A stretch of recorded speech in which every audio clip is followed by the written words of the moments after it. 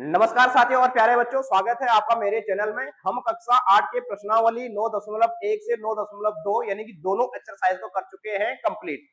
Video आपको जो है कि डिस्क्रिप्शन में मिल जाएगा और या आप जो है कि प्लेलिस्ट में जाकर के भी देख सकते हैं। आज हम करेंगे प्रश्नावली 9.3 जो क्षेत्रीय मिति अध्याय चल रहा है हमारा। प्रश्न क्या दिया गया है? प्रश्न दिया गया है, पहला प्रश्न कि आपको एक बेलनाकार टैंक दिया हुआ है। यहाँ पे एक टैंक मैंने बना रखा है, ये आपके बुक्स में बना रखा है। निम्नलिखित में से किस स्थिति में आप उसका पृष्ठीय क्षेत्रफल ज्ञात करेंगे और किस स्थिति में आयतन?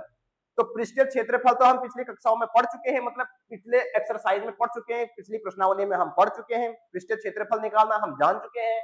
अब इस प्रश्नावली में हम जो है कि आयतन का भी जो है पता करेंगे कि आयतन होता क्या है। तो यहाँ पर देख लो, यहाँ पर एक बोतल है, इसी को टैंक मान के चलते हैं। अब इस बोतल में जो ये पानी है, ये पानी इसमें कितनी जगह घेर रही है या इसमें पानी कितना आ रहा है, तो इसी को बोलेंगे हम आयतन। यानी कि बोतल के अंदर, टैंक के अंदर पानी कितनी मात्रा में आ रहा है तो उसको बोलते हैं उसकी कैपेसिटी, या हम उसको आयतन भी बोलेंगे, उसकी धारिता भी बोलेंगे। धारिता और आयतन लगभग लगभग एक ही होता है। तो आप समझ गए कि किसी भी वस्तु में कितनी मात्रा में कोई चीज आ सकती है, उसको बोलेंगे हम आयतन। समझ में आ गया? बोतल के अंदर पानी कितना है तो उसका वो बोतल का आयतन कहेंगे हम। ये समझ में आ गया? बहुत बढ़िया। अब हमको यही बताना है कि इसमें एबीसी 3 क्वेश्चन दिए गए हैं, तो हमको बताना है कि पृष्ठीय क्षेत्रफल में के लिए हम क्या करेंगे और आयतन करने के लिए हम इनमें से क्या करेंगे। तो सबसे पहला है यह ज्ञात करने के लिए कि इसमें कितना पानी रखा जा सकता है, इस टैंक में कितना पानी आएगा, तो उसको बोलते हैं भाई आयतन। कि इसका आयतन कितना है तो उसी में उसको उतना ही पानी आएगा, जितना आयतन उतना ही पानी आएगा। तो इस स्थिति में हम ज्ञात करेंगे क्या, पानी रखना है ना उसमें, तो इसका उत्तर हो जाएगा हम क्या रखेंगे इसमें, क्या निकालेंगे भैया दोस्तों, हम निकालेंगे इसका आयतन। क्या निकालेंगे बोलो?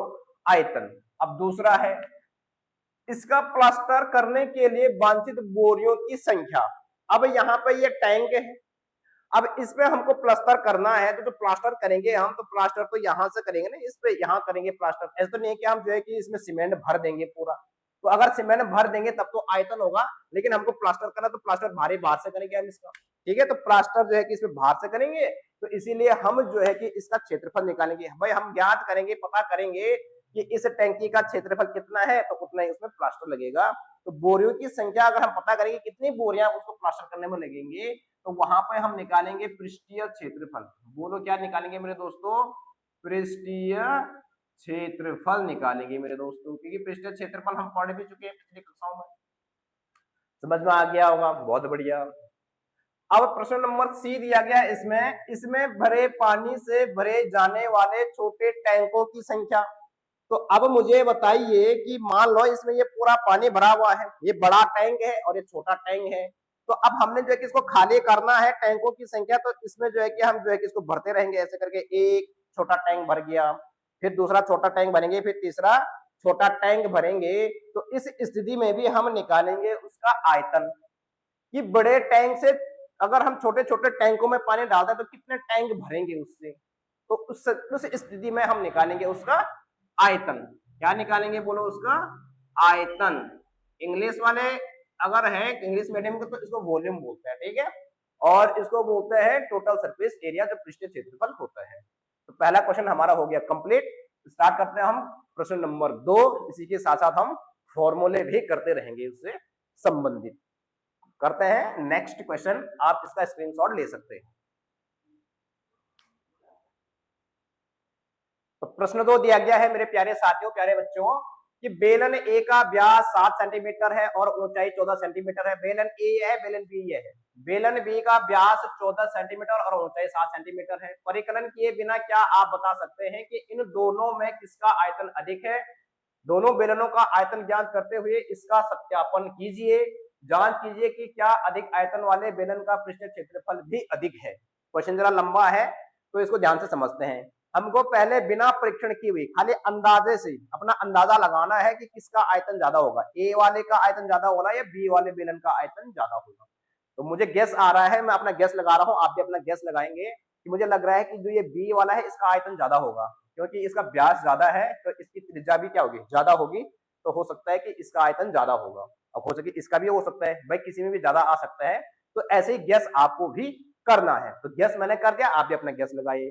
दूसरा हमको क्या करना है, फिर उसके बाद सत्यापन करना है कि दोनों का आयतन निकालना है। क्या निकालना है, बेलन ए का आयतन और बेलन बी का आयतन दोनों को निकालेंगे, फिर पता करेंगे कि हमने सही गैस लगाया, सही अंदाजा लगाया या गलत लगाया है। तो चलिए शुरू करते हैं। मैं बेलन ए का आयतन निकालता हूं। तो यहाँ पे सबसे पहले होता है बेलन का आयतन। बेलन का आयतन होता है मेरे दोस्तों, इसका सूत्र भी याद कर लेना, क्षेत्रफल गुणा गया ऊंचाई ही हमारा आयतन होता है। तो बेलन का आयतन होता है पाई आर स्क्वायर एच। अब ये पाई आर स्क्वायर एच क्यों होता है, थोड़ा सा इसको समझ लेते हैं। देखो बेलन यही होता है, तो बेलन का जो ये नीचे वाला हिस्सा होता है ना, ये तो वृत्त होता है। देखो जिसमें ये पानी ठहरा हुआ है, पानी रुका हुआ है, तो ये यहाँ ये वृत्त तो है, सर्कल है ये। और जो सर्कल का क्षेत्रफल होता है वो होता है पाई आर स्क्वायर। वृत्त का क्षेत्रफल क्या होता है, पाई आर स्क्वायर, और ये होगी इसकी ऊंचाई। तो क्षेत्रफल गुणा गया ऊंचाई को ही हम आयतन बोलते हैं कि इसका ये क्षेत्रफल कितना है नीचे वाला और इसकी ऊंचाई कितनी है, तो उतना ही उसमें जो है कि सामान आएगा, पानी आएगा, दूध आएगा, तेल आएगा, जो भी आएगा, तो उसको बोलेंगे हम आयतन। समझ में आ गया, क्षेत्रफल गुणा गया ऊंचाई को भी हम आयतन का फॉर्मूला बना सकते हैं। तो मैंने बना दिया, बेलन का आयतन हो गया पाई आर स्क्वायर एच। अब यहाँ पे हम ध्यान से देखेंगे, हम डायरेक्ट रख देंगे यहाँ पे। हमारे पास पाई, पाई का मान होता है दोस्तों 22/7। पाई का मान क्या होता है 22/7, ये ध्यान रखना आपको। अब आर स्क्वायर, तो बेलन ए का जो ये आर होगा, यहाँ पे देखिए ध्यान से, मैं इसको यहीं पे निकाल देता हूँ कि बेलन ए का जो ये व्यास है, व्यास को डायमीटर बोलते हैं ना, व्यास को क्या बोलते हैं मेरे दोस्तों, यहाँ पे ध्यान से देखिएगा कि यहाँ पे इसका इसका आर निकाल रहा हूं। तो यहाँ पे डायमीटर कितना दे रखा है इसका 7 सेंटीमीटर, इसलिए हमारे पास जो आर हो जाएगी, त्रिज्या हो जाएगी, वो 7/2 सेंटीमीटर हो जाएगी। क्योंकि व्यास का आधा होता है त्रिज्या, व्यास का आधा होता है त्रिज्या, ठीक है। तो हम यहाँ पे जो है कि लिख दिया हमने, गुणा गया, यहाँ पर आर कितना है हमारे पास 7/2 है, तो 7/2, और भार से यहाँ पे ये क्या है वर्ग है, तो इसका भी हम क्या कर देंगे वर्ग कर देंगे। गुणा गया ऊंचाई, तो ऊंचाई यहाँ पर दे रखी है, ये हमारे पास जो एच है, एच कितना दे रखा है 14 सेंटीमीटर दे रखा है मेरे दोस्तों। ए वाले का निकालने हैं, तो यहाँ पर हम कर देंगे इसको 14। समझ में आ रहा होगा, बहुत बढ़िया। अब इसको आगे सॉल्व करते हैं। तो 22/7 तो ऐसा ही रहेगा मेरे दोस्तों, आपको सेम टू सेम ऐसे ही करना है। ये 7/2 दो बार मल्टीप्लाई होगा इसका, 7/2 गुणा गया 7/2, क्योंकि यहाँ पे वर्ग है, तो 7/2 गुणा गया 7/2। ध्यान रखना आपको, ये दो बार करना है, स्क्वायर का मतलब वर्ग का मतलब दो बार ही, 7/2 और गुणा गया, यहाँ पे क्या हो जाएगा 14। अब इसको काटना भी सीख लो, जैसे सीख गए होंगे। तो ये 7 से क्या होगा 7 कट जाएगा, इस 2 से ये 2 7 14 हो जाएगा, इस 2 से ये 2 एकम 2 2 एकम 2, तो क्या बचा हमारे दोस्तों यहाँ पे बच गया, यहाँ पे हमारा 11 गुणा गया, यहाँ पे क्या बचा कुछ भी नहीं, यहाँ पे बच गया हमारे पास 7, और गुणा गया यहाँ पे बच गया हमारे पास 7 गुणा गया 7, यही बच गया ना, नीचे तो कुछ नहीं बचा हमारे पास। तो अब हम इसको जो सॉल्व कर देंगे, तो 11 गुणा गया 7 7 कितना होता है 49 होता है, ठीक है, मल्टीपल कर लेना। और 11 नमा कितना हो जाएगा 99 हो जाएगा मेरे दोस्तों। और 11 चौको 44, और 44 से 9 होता है 53, कितना होता है 53।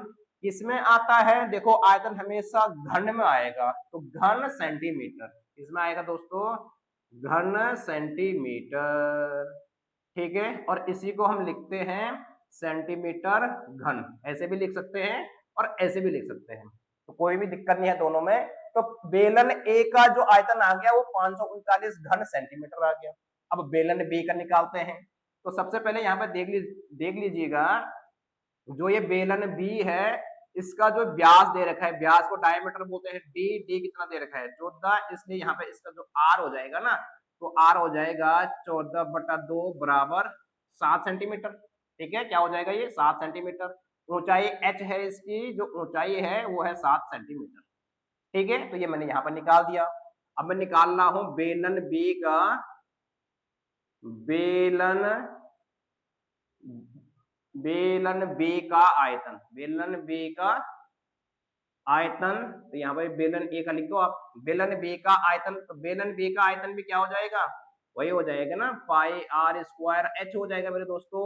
तो पाई का मान है 22/7। यहाँ पे आर क्या आ जाएगा हमारे पास, आर है यहाँ पे 7 सेंटीमीटर, तो यानी कि 7 का स्क्वायर हो जाएगा मेरे दोस्तों। और यहाँ पे जो है कि ये h है, तो h अभी अभी निकाला हमने कितना, ये भी 7 सेंटीमीटर है। तो इसको जरा आगे कर देते हैं, तो 22/7 गुणा गया, 7 को 2 बार गुणा करना है, स्क्वायर का मतलब ये है।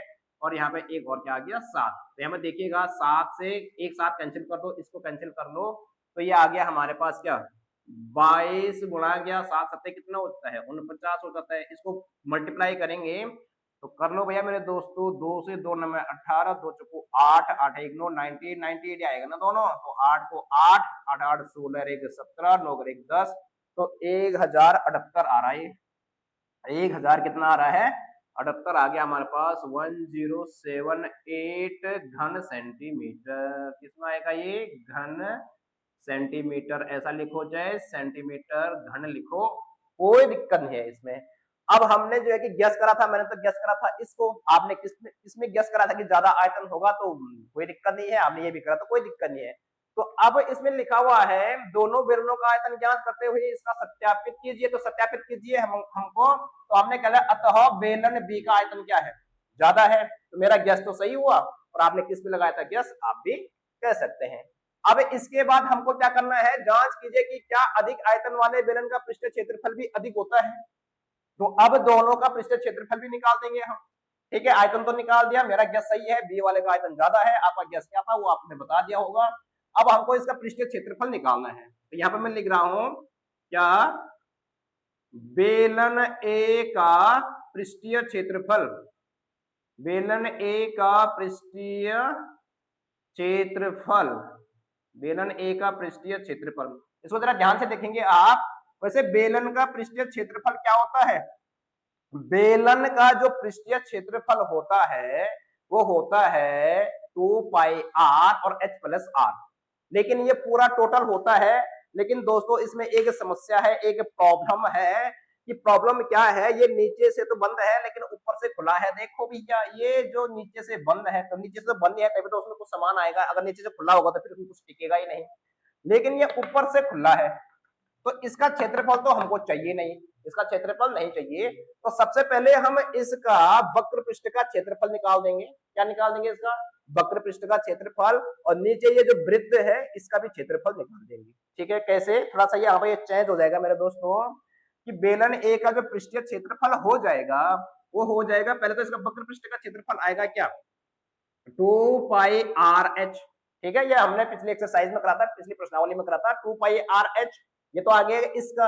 अब इसका ये जो वृत्त है नीचे वाला ना, जिसका तो वृत्त का क्षेत्रफल होता है हमारे पास पाई आर स्क्वायर, वृत्त का क्षेत्रफल क्या होता है पाई आर स्क्वायर, क्योंकि ये पानी तो इसी में टिका हुआ है, ऊपर से ये खुला है तो इस वाले को नहीं लेंगे, इस वृत्त को हम नहीं लेंगे, तो थोड़ा सा यहाँ पे चेंजिंग हो जाएगा हमारे फॉर्मूले में। अब यहाँ पे हमको ध्यान रखना है, यहाँ पे ये पाई आर यहाँ भी है, पाई आर यहाँ भी है, तो पाई आर ले लेते हैं हम कॉमन, समझ में आ गया, कॉमन लेना सीख गए होंगे आप लोग।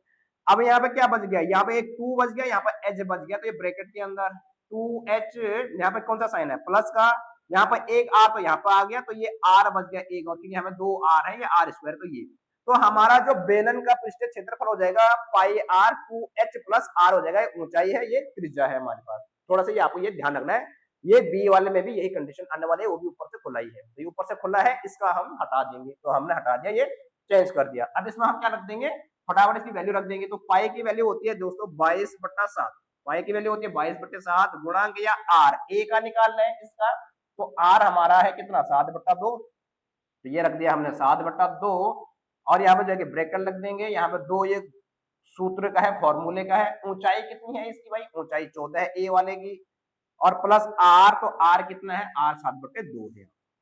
ठीक है, ये समझ में आ गया होगा। फॉर्मूला कहां से बना, ऊपर से खुला हुआ था, इसलिए फॉर्मूला जरा चेंज हो गया, सूत्र चेंज हो गया। अब इसको फटाफट सॉल्व करते हैं, इस 7 से ये 7 कैंसिल हो जाएगा, 2 से ये 11 टाइम कैंसिल हो जाएगा, तो यहाँ तो बच गया हमारे पास क्या, यहाँ आ गया हमारे पास 11। अब यहाँ पे 14 दूनी कितना हो जाएगा, ये मेरे दोस्तों यहाँ पे कुछ साइन है, तो यहाँ पे मल्टीप्लाई का साइन होता है, कुछ नहीं होता, तो 14 दूनी कितना हो जाएगा, यहाँ पे 28 हो जाएगा, प्लस अगर हम इसको डिवाइड करते हैं 7 को 2 से भाग करते हैं, तो ये आता है 3.5, ठीक है, 2 3 6 और 2 पंजे 10। आगे सॉल्व करेंगे तो 11 गुणा गया 28 और 3 कितना होता है 31.5, 31.5, और अब हम इसको मल्टीप्लाई कर देंगे तो ये हो जाएगा 11 पंजे 55, 55 को 5 हासिल लेके आए 5 और 11 एकम 11, 11 5 216, 11 33 और 33 से ये क्या हो जाएगा 34 हो जाएगा। अब दशमलव कहाँ लगेगा तो दशमलव लगेगा इसका एक अंक बाद, तो एक अंक बाद का मतलब यहाँ से एक अंक बाद, और किस में आएगा तो ए है सेंटीमीटर में, तो इसका आ जाएगा वर्ग सेंटीमीटर। तो हमारे पास जो बेलन ए का जो पृष्ठीय क्षेत्रफल आया वो आ गया 340.5 वर्ग सेंटीमीटर। अब हम इसके बाद क्या करेंगे, बेलन बी का पृष्ठीय क्षेत्रफल निकाल देंगे। यहाँ पर मैं निकाल रहा हूं बेलन बे का पृष्ठीय क्षेत्रफल। ठीक है मेरे दोस्तों, तो क्षेत्रफल यहाँ पर निकाल रहा हूं, और इसके लिए भी हमारा फॉर्मूला यही काम करेगा, क्योंकि बेलन बी वाले का ऊपर से ये ओपन है, खुला हुआ है, तो इसका एक वक्र पृष्ठ का क्षेत्रफल निकलेगा, ये वाला वक्र पृष्ठ का क्षेत्रफल। तो ये वक्र पृष्ठ का क्षेत्रफल है 2 पाई आर एच, जो ये वाला निकलेगा, और यहाँ पर जो ये वृत्त है तो ये पाई आर स्क्वायर है। इसी को हमने जो है कि ये बना दिया था यहाँ पे एक नया सा फॉर्मूला। तो दोनों के ऊपर से ओपन है, ढक्कन खुला हुआ है, इसलिए हम इसके ऊपर वाले का क्षेत्रफल हमको नहीं चाहिए। तो इसका फॉर्मूला भी हो जाएगा हमारे पास पाई आर 2h प्लस क्या हो जाएगा आर हो जाएगा। इसमें वैल्यू पुट कर देंगे तो पाई का मान होता है दोस्तों 22/7 गुणा गया आर। तो इसके लिए जो आर है ना हमारे पास, हम ये यहाँ पे 7 सेंटीमीटर। ठीक है मेरे दोस्तों, ब्रेकेट ले लेंगे, दो ये फॉर्मूले का है। यहाँ पर ऊंचाई तो गुणा गया ऊंचाई, ऊंचाई इसकी कितनी है 7 सेंटीमीटर है, और प्लस आर, तो आर भी इसका कितना है 7 सेंटीमीटर है। ठीक है, क्योंकि ब्यास होता है तो ब्यास का आधा क्या हो जाता है आर। अब इसको सॉल्व कर देंगे, ये 7 से 7 यहाँ पे कट जाएगा, यहाँ पे क्या बचा हमारे पास 22 बचा मेरे दोस्तों, और यहाँ पे कुछ साइन है तो गुणे का साइन, यहाँ पे मल्टीप्लाई का साइन है, और 7 गुना कितना हो जाएगा यहाँ पे 14 हो जाएगा, प्लस कितना हो जाएगा 7 हो जाएगा। तो पहले मल्टीप्लाई करना है फिर इसको जोड़ना है, ऐसा नहीं कि आपने पहले जोड़ दिया फिर मल्टीप्लाई कर रहे हैं, तो ये गड़बड़ मामला हो जाएगा भाई आपका। तो आगे हम इसको सॉल्व करते हैं, 22 गुणा गया 14 प्लस 7 कितना होता है 221 होता है। तो 21 का पहाड़ा पढ़ेंगे, 21 गुना कितना होता है 42, 4 हासिल लेके आया, 21 दूनी 42 और 42 से 4 होता है कितना होता है 46 होता है मेरे दोस्तों। तो ये आ गया 462, किस में आएगा भाई ये आ जाएगा वर्ग सेंटीमीटर में आ जाएगा, क्योंकि क्षेत्रफल वर्ग में आता है और आयतन घन में आता है। ठीक है, अब हम क्या, हमको एक दिया गया था यहाँ पे, जांच कीजिए कि क्या अधिक आयतन वाले बेलन का पृष्ठ क्षेत्रफल भी अधिक है। बिल्कुल है, देखो इसका आयतन अधिक था तो इसका क्षेत्रफल भी बी वाले का ज्यादा आया ना, बी वाले का 462 आया और ए वाले का 346 आया। तो 346 कम होता है, 462 क्या होता है ज्यादा हो सकता है। तो हम कह सकते हैं क्या, हाँ हाँ अधिक आयतन वाले, क्या कह सकते हैं, हाँ अधिक आयतन वाले, अधिक आयतन वाले बेलन का पृष्ठीय क्षेत्रफल, क्या बेलन का पृष्ठीय, बेलन का पृष्ठीय क्षेत्रफल भी क्या है, क्षेत्रफल भी अधिक है। वे है नहीं है, बिल्कुल है, अधिक है। तो ये क्वेश्चन हो गया हमारा समाप्त। आप इसका स्क्रीनशॉट ले सकते हैं और इसकी प्रैक्टिस करेंगे। इसके बाद हम करते हैं प्रश्न नंबर 3। तो साथियों और प्यारे दोस्तों, प्रश्न नंबर 3 दिया गया है, एक ऐसे घनाभ की ऊंचाई ज्ञात कीजिए जिसका आधार का क्षेत्रफल 180 वर्ग सेंटीमीटर और जिसका आयतन 900 घन सेंटीमीटर है। तो आयतन हमारा घन सेंटीमीटर होता है और क्षेत्रफल हमारा वर्ग सेंटीमीटर, मतलब सेंटीमीटर हो या मीटर हो जो भी हो, लेकिन वर्ग में होता है मेरे दोस्तों। अब यहाँ पर आपको एक चीज समझना है कि जिसका आधार का क्षेत्रफल यानी कि जो घनाभ है, तो घनाभ तो ये है हमारे पास, तो इसके पूरे का क्षेत्रफल नहीं कह रखा है, इसके आधार का क्षेत्रफल दे रखा है। तो आधार कैसा है इसका, आधार एक आयत जैसा है। आधार कैसा है, आयत जैसा है। और आयत का क्षेत्रफल क्या होता है, लंबाई गुणा गया चौड़ाई। तो लंबाई गुणा गया चौड़ाई बराबर दे रखा है 180 सेंटीमीटर। ठीक है मेरे दोस्तों, तो यहाँ पे दिया है क्या, यहाँ पे L इंटू बी बराबर दे रखा है कितना 180 वर्ग सेंटीमीटर, 180 वर्ग सेंटीमीटर ये दे रखा है हमारे पास। समझ में आ गया। हमको इसकी ऊंचाई ज्ञात करनी है, तो यहाँ पर मैं लिख दूंगा घनाभ का आयतन, ये भी तो दे रखा है मेरे दोस्तों, अरे नहीं दे रखा है क्या। तो घनाभ का जो आयतन होता है ना, घनाभ का आयतन होता है लंबाई गुणा गया चौड़ाई और गुणा गया ऊंचाई। ठीक है, तो किसी भी चीज का अगर हम आयतन निकालते हैं तो वो कितना लंबा है, कितना चौड़ा है और वो कितना ऊंचा है, उसी को हम आयतन बोलते हैं। तभी तो पता चलेगा कि उसके अंदर सामान कितना आएगा, टंकी में पानी कितना आएगा, बोतल में दूध कितना आएगा। तो इसी को हम बोलते हैं गाड़ी के टैंक में पेट्रोल कितना आएगा, डीजल कितना आएगा, तो उसके टैंक की लंबाई चौड़ाई और ऊंचाई से ही पता चलता है। तो यहाँ पे हमने लिख दिया घनाभ का आयतन बराबर क्या होता है, उसकी लंबाई चौड़ाई और ऊंचाई। अब ध्यान रखेंगे घनाभ का आयतन तो दे रखा है, यहाँ पे कितना दे रखा है 900, तो घनाभ के आयतन की जगह पर हम क्या रख देंगे, यहाँ पे 900 रख देंगे मेरे दोस्तों। और यहाँ पे ये लंबाई गुणा गया चौड़ाई, तो ये तो दे रखा ना यहाँ पे, उसका आधार का क्षेत्रफल, तो ये लंबाई और गुणा गया चौड़ाई की जगह पर हम क्या रखेंगे 180 रख देंगे। ठीक है, और यहाँ पे क्या बच गया हमारे पास ऊंचाई, तो यही तो निकालना है हमको, ऊंचाई तो निकालनी है। तो इसको आगे मैं अप्लाई कर रहा हूं, तो हमारे पास जो ऊंचाई बराबर हो जाएगा वो हो जाएगा मेरे दोस्तों 900, और जो यहाँ गुणा में है, यानी कि जो संख्या यहाँ आपस में गुणा में है, ये h के साथ 180 क्या था, मल्टीप्लाई गुणा में था, यहाँ जाएगा तो ये बट्टे में यानी कि डिवाइड में चला जाएगा, तो ये 180 चला जाएगा दोस्तों यहाँ बट्टे में, यहाँ जाकर के ये बट्टे में चला जाएगा। तो इससे तो ये कट जाएगा, और आपको जो है कि 2 से काट सकता है इसको, लेकिन 18 के अगर आपको पहाड़े आते हैं तो 18 पंजे होते हैं मेरे दोस्तों 90, यानी कि 18 एकम 18, 18 पंजे 90, तो ये आ गया 5, और 5 क्या आएगा, तो ऊंचाई निकालनी हमको सेंटीमीटर में, हमारा जो है कि मेजरमेंट है, तो 5 सेंटीमीटर। तो अतः घनाभ की ऊंचाई क्या हो जाएगी 5 सेंटीमीटर।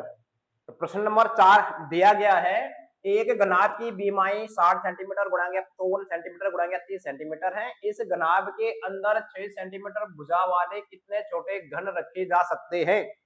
एक घनाभ है हमारे पास ये वाला, अब इसके अंदर हमको ना ये छोटे छोटे घन रखने हैं, तो छोटे छोटे घन मान के चल लो, ये छोटे छोटे घन है हमारे पास, तो इसके अंदर ये कितने आएंगे, जैसे एक ये आ गया, एक ये आ गया, और कितने आएंगे, तो हमको पता करना है कि इस घनाभ के अंदर कितने घन आएंगे। तो घनाभ और घन में क्या अंतर होता है भाई, घनाभ की लंबाई चौड़ाई ऊंचाई अलग अलग होती है, और घन की लंबाई चौड़ाई और ऊंचाई एक जैसी होती है। तो सबसे पहले हम यहाँ पर लिख देंगे घनाभ का आयतन। देखो हम आयतन निकालेंगे, इसका क्षेत्रफल नहीं निकालेंगे, क्योंकि इसके अंदर रखना है हमको घनों को। ठीक है, तो घनाभ का आयतन, इसका उत्तर हो जाएगा मेरे दोस्तों क्या क्या हो जाएगा, इसका उत्तर हो जाएगा घनाभ का आयतन। तो घनाभ का जो आयतन हो जाएगा मेरे दोस्तों, वो होता है उसका लंबाई गुणा गया चौड़ाई गुणा गया ऊंचाई। और ये तो दे रखा ना हमारे पास, यहाँ पर दे रखा नहीं दे रखा, लंबाई कितनी है 60 सेंटीमीटर, चौड़ाई है इसकी 54 सेंटीमीटर और ऊंचाई है इसकी 30 सेंटीमीटर। इसको मल्टीप्लाई कर देंगे अगर हम, तो कितना हो जाएगा भैया मेरे दोस्तों 2 जीरो, तो ये तो पहले ही आ जाएंगे हमारे पास। ठीक है, और 6 18, और 18 54 को 18 से हमको गुणा करना है, तो 18 चौको कितना होता है 72 होता है, हासिल देखिए 60, 18 पंजे 90 और 90 7 97, तो 972 यानी कि 972 किसमें आएगा ये, तो ये घन सेंटीमीटर में आता है मेरे दोस्तों, इसमें आता है घन, आयत हमेशा घन सेंटीमीटर में आता है। और वैसे आपको जो है कि इसको मल्टीप्लाई नहीं भी करते हैं तो कोई दिक्कत नहीं है, एक काम करो इसको मल्टीप्लाई करो ही मत। क्यों नहीं करो, क्योंकि हमको जो है ना इसको अभी क्या करना है, इसको अगर हमने जो है कि इसको अभी डिवाइड करना है छोटे वाले घन से, तो घनाभ को घन की बीमारी से हम क्या करेंगे, डिवाइड करेंगे, तो इसको इतना ही रख दो, काटने में क्या होगा आसानी होगी। अब घनाभ का आयतन इतना हो गया, और घन का आयतन क्या हो गया भाई, घन का आयतन क्या हो जाएगा मेरे दोस्तों, तो घन का जो आयतन होगा वो भी होगा उसका लंबाई गुणा गया चौड़ाई और गुणा गया ऊंचाई। तो घन का लंबाई चौड़ाई ऊंचाई एक ही होती है, लंबाई भी उतनी होगी, ऊंचाई भी उतनी होगी और चौड़ाई भी उतनी होगी। तो जो घन है वो घन दे रखा उसने, घनाभ के अंदर 6 सेंटीमीटर भुजा वाले कितने छोटे घन, तो घन की जो भुजा है ना वो 6 सेंटीमीटर है, तो इसकी लंबाई भी 6 सेंटीमीटर, चौड़ाई भी 6 सेंटीमीटर और ऊंचाई भी क्या होगी 6 सेंटीमीटर होगी, और ये भी आ जाएगा घन सेंटीमीटर। अब हमको क्या निकालना है, छोटे घनों की संख्या निकालनी है। तब इसलिए छोटे घनों की संख्या क्या लिखेंगे हम, छोटे घनों की संख्या। समझ में आ रहा है ना क्वेश्चन जी। तो छोटे घनों की संख्या का मतलब हो जाएगा बड़े घन का आयतन, या घन नहीं घनाभ का आयतन हो जाएगा मेरे दोस्तों, घनाभ का आयतन, क्योंकि घनाभ के अंदर रखना है अपॉन एक घन का आयतन, एक घन का आयतन, ठीक है। इसको डिवाइड कर देंगे तो घनाभ का आयतन कितना है हमारे पास है 60 गुणा गया 54 गुणा गया 30 बट्टे एक घन का आयतन कितना है 6 गुणा गया 6 गुणा गया 6। और इसीलिए मैंने इसको यहाँ पे जो है कि पूरा मल्टीप्लाई नहीं करा, क्योंकि हमको काटना ही तो है, तो काटने में आसानी हो जाएगी, ठीक है। अब देख लो यहाँ पे 6 कम 6 6 कम 6 यानी कि 6 10 60, 6 कम 6 6 पंजे क्या हो जाएगा 30, ये भी कट गया हमारे पास। और 6 में क्या हो जाएगा यहाँ पे 54 हो जाएगा मेरे दोस्तों। क्या बचा यहाँ पे 10 बचा 9 बचा 5 बचा। तो यहाँ पर अगर हम करेंगे कि 5 नंबर 45 तो 10 गुणा गया 5 नंबर 45 तो आ जाएगा 45 10 की 450 घन, ठीक है। अतः घनों की संख्या क्या हो जाएगी 450। यही हमारा आंसर आ जाएगा कि उस घनाभ के अंदर, मतलब इसके अंदर हम 450 घन रख सकते हैं। समझ में आ गया। तो इस वीडियो में हम करते हैं इतने ही क्वेश्चन। वीडियो को जरूर लाइक कर दो, चैनल को सब्सक्राइब कर दो, और हम जो है कि नेक्स्ट वीडियो में करते हैं इसके नेक्स्ट क्वेश्चन। तब तक के लिए बाय बाय।